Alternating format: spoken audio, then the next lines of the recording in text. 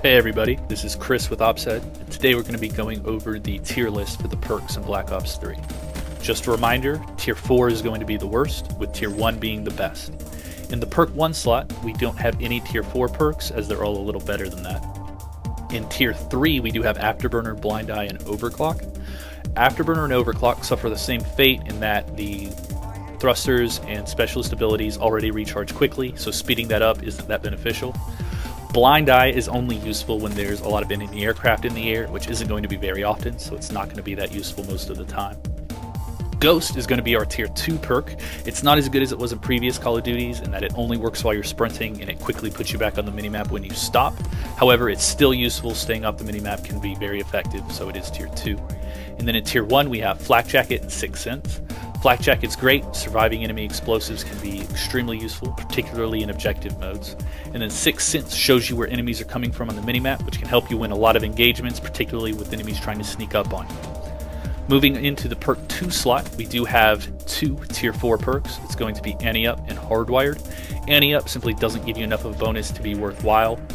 And then Hardwired, it makes you immune to counter UAV, power core, and imp grenades, but those aren't things you were worried about anyway, so it's not really worth using. And then in tier 3, we have Tracker and Cold-Blooded. Tracker can be great for following enemies and knowing where they are. However, it only works if you're behind them, which isn't going to be all that often.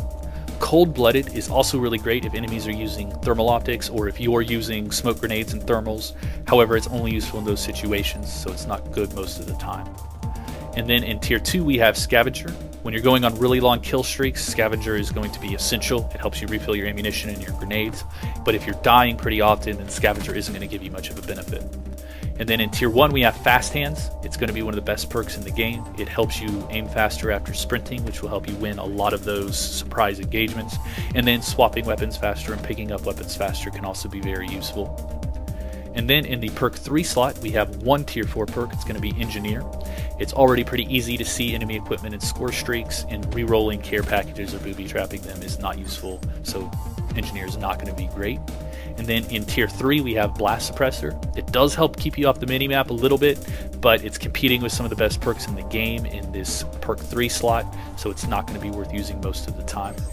And then in perk 2, we have Awareness and Dead Silence. These are 2 of my favorite perks in the game. Awareness particularly helps increase your situational awareness, lets you hear enemies from a large distance and know exactly where they are. And then combined with Dead Silence, which makes you silent so enemies can't hear you, it really allows you to sneak around the map and get the drop on enemies and prevent yourself from being snuck up on. And then moving into tier 1, we have Tactical Mask and Gung Ho.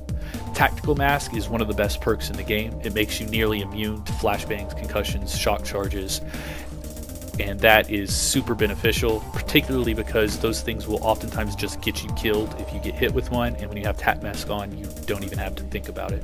And then Gung Ho lets you hip fire your weapon while you're sprinting, which is super useful. Running around with an SMG, just hip firing allows you to move quickly, catch up to enemies, and oftentimes catch people off guard.